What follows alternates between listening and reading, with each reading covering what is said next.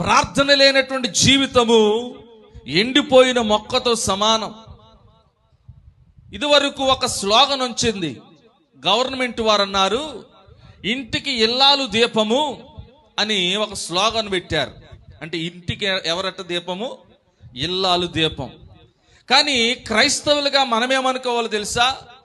ఇంటికి ఇల్లాలు దీపం అయితే మన ఆత్మీయ ఇంటికి మన ప్రార్థన దీపముగా మార్చుకోవాలి. దేవునికి స్తోత్ర, హల్లెలూయా.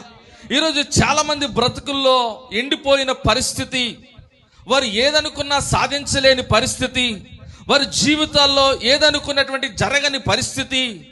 వారు ప్రార్థనకు వచ్చేవారే, మందిరంలో ఉండేవారే, ఆదివారం కనబడతారు, శుక్రవారం కనబడతారు.